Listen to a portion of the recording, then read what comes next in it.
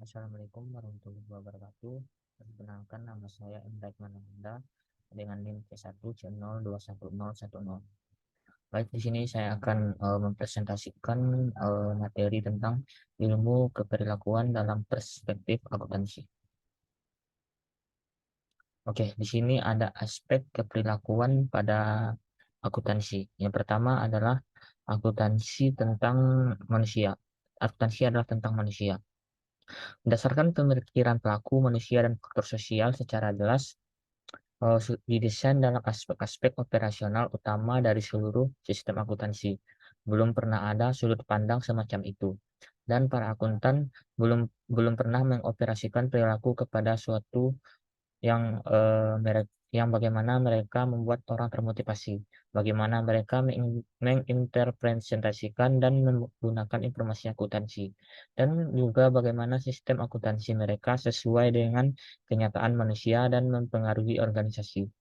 Jika akuntan berhubungan dengan efektivitas dan prosedur perusahaan secara luas, maka mereka juga selayaknya memonitor ketepatan asumsi yang bersifat kontradiktif terhadap apa yang mereka lihat dan realitas perusahaan. Yang kedua, ada akuntansi adalah tindakan. Dalam organisasi, semua anggotanya mempunyai peran yang harus dimainkan dalam mencapai tujuan. Peran tersebut bergantung pada seberapa besar porsi tanggung jawab dan rasa tanggung jawab anggota tersebut terhadap pencapaian tujuan. Rasa tanggung jawab tersebut pada sebagian organisasi dihargai dalam bentuk penghargaan tertentu. Pencapaian tujuan dalam bentuk kuantitatif juga merupakan salah satu bentuk tanggung jawab organisasi dalam memenuhi keinginannya untuk mencapai tujuan dan sasaran organisasi.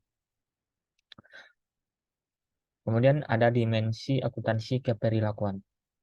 Yang pertama ada lingkup akuntansi keperilakuan. Ruang lingkup akuntansi keperilakuan sungguh luas yang meliputi yang pertama, aplikasi dari konsep ilmu keperilakuan terhadap desain dan konstruksi sistem akuntansi. Yang kedua, studi reaksi manusia terhadap format dan isi laporan akuntansi. Yang ketiga, cara bagaimana informasi diproses untuk membantu dalam pengambilan keputusan. Yang keempat, pengembangan teknik laporan yang dapat mengkomunikasikan perilaku pemakai data. Yang kelima, pengembangan strategi untuk memotivasi dan mempengaruhi perilaku, cita-cita, serta tujuan dari orang-orang yang menjalankan organisasi. Yang kedua, akuntansi keperilakuan, perluasan logis dari peran akuntansi tradisional. Sejak meningkatnya jumlah orang yang lebih memberikan pengakuan terhadap beberapa aspek perilaku dan sosial dari akuntansi, belakangan ini terdapat suatu kecenderungan untuk memandang secara lebih luas terhadap bagian akuntansi yang lebih substansial. Perspektif perilaku menurut pandangan ini telah dipenuhi dengan baik sehingga membuat sistem akuntansi yang lebih dapat dicerna dan lebih jelas diterima oleh para manajer dan karyawan. Kemudian lingkup dan sasaran hasil ilmu keperilakuan. Ilmu keperilakuan adalah bagian dari ilmu sosial manusia. Ilmu sosial meliputi disiplin, ilmu antropologi, ekonomi, sejarah, politik, psikologi, dan sosiologi. Ilmu keperilakuan meliputi psikologi dan sosiologi, aspek ekonomi keperilakuan dan ilmu pengetahuan politik, serta aspek antropologi keperilakuan. Beberapa jurnal telah menerbitkan artikel yang didasarkan pada metode riset keperilakuan, pengembangan teori, aplikasi praktik, dan uraian perilaku manusia dalam berbagai pengaturan. Terdapat banyak temuan-temuan riset dari para ilmuwan setiap tahunnya mengenai perkembangan literatur ilmu keperilakuan. Kemudian lingkup dan sasaran hasil dari akuntansi keperilakuan. Para akuntan keperilakuan memusatkan perhatian mereka pada hubungan antara perilaku dan sistem akuntansi. Mereka menyadari bahwa proses akuntansi melibatkan ringkasan dari sejumlah kejadian ekonomi makro yang dihasilkan dari perilaku manusia dan akuntansi itu sendiri, serta dari beberapa faktor yang dapat mempengaruhi perilaku yang pada gilirannya secara bersama-sama akan menentukan semua keberhasilan peristiwa ekonomi. Para akuntan keperilakuan melihat kenyataan bahwa perusahaan yang melakukan penjualan terlebih dahulu mempertimbangkan perilaku juru tulis yang mencatat pesanan pelanggan melalui telepon.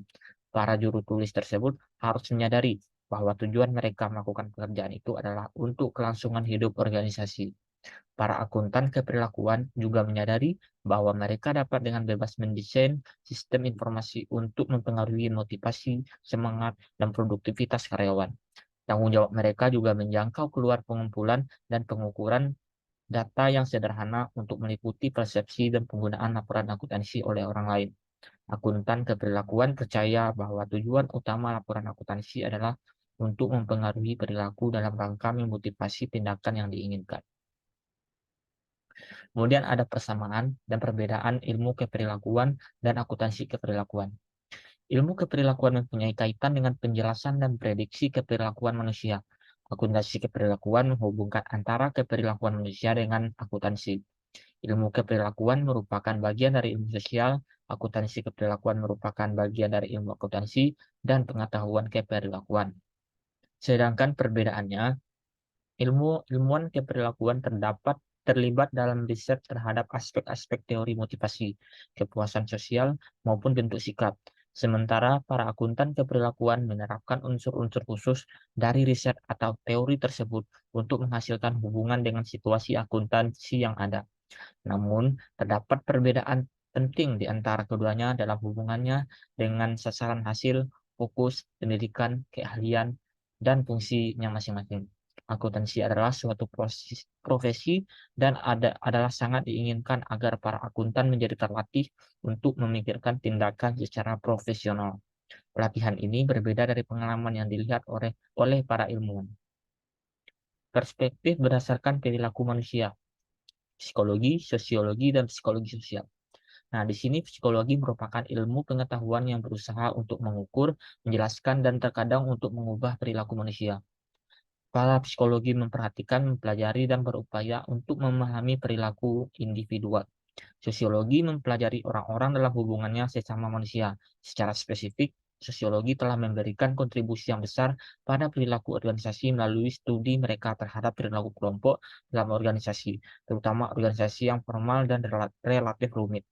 Psikologi sosial adalah suatu bidang kajian dalam psikologi, tapi memadukan konsep-konsep baik dari psikologi maupun sosiologi. Psikologi sosial memfokuskan pada pengaruh satu-satu terhadap orang lain. Dari ketiga ilmu tersebut, yaitu psikologi, sosiologi, dan psikologi sosial menjadi kontributor utama dari ilmu keperilakuan. Ketiganya melakukan pencarian untuk menguraikan dan menjelaskan perilaku manusia, walaupun secara keseluruhan mereka memiliki perspektif yang berbeda mengenai kondisi manusia. Kemudian kita akan membahas tentang beberapa hal penting dalam perilaku organisasi. Yang pertama ada teori peran. Peran merupakan komponen perilaku nyata yang disebut norma. Norma-norma tersebut ada harapan dan kebutuhan perilaku yang sesuai untuk suatu peranan tertentu. Tiap-tiap peran berhubungan dengan suatu identitas yang menggambarkan individu dalam hal bagaimana mereka perlu bertindak dalam situasi khusus. Yang kedua ada struktur sosial. Studi keperilakuan manusia yang sistematis bergantung pada dua fakta. Pertama, orang-orang bertindak secara teratur dengan pola yang berulang. Yang kedua, orang-orang tidak mengisolasikan bentuk, tetapi mereka saling berhubungan satu dengan yang lainnya. Yang ketiga, ada budaya. Budaya merupakan satu titik pandang yang pada saat yang bersamaan dijadikan jalan hidup oleh masyarakat. Tidak terdapat masyarakat tanpa suatu budaya, dan budaya tidak ada di luar suatu masyarakat.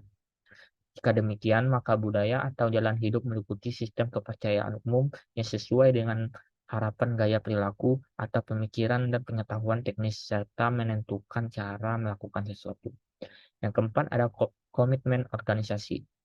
Komitmen organisasi merupakan tingkat sampai sejauh mana seorang karyawan memihak pada suatu organisasi tertentu dan tujuan-tujuannya, serta berniat untuk mempertahankan keanggotaannya dalam organisasi itu. Yang kelima ada konflik peran. Konflik peran merupakan suatu gejala psikologis yang dialami oleh anggota organisasi yang bisa menimbulkan rasa tidak nyaman dalam bekerja dan berpotensi untuk menurunkan motivasi kerja. Yang keenam ada konflik kepentingan. Konflik kepentingan menganut pandangan bahwa urusan pribadi harus dipisahkan dari bisnis, serta bahwa kepentingan perusahaan harus lebih didahulukan daripada kepentingan pribadi. Maka banyak eksekutif yang sukses dalam memimpin dan mengatur perusahaan, tetapi gagal dalam memimpin dan mengatur keluarganya. Maka konflik kepentingan dapat merugikan karyawan dan perusahaan dan memberikan pengaruh negatif terhadap kinerja karyawan. Dan terakhir, pemberdayaan karyawan. Apabila suatu organisasi melakukan pemberdayaan, maka berarti pimpinan dalam suatu organisasi menganut paham atau paradigma bahwa karyawan di perusahaan tersebut adalah karyawan yang memiliki karakteristik yang pada umumnya positif. Baiklah, sekian dari presentasi saya. Mohon maaf jika terdapat kesalahan. Saya ucapkan terima kasih.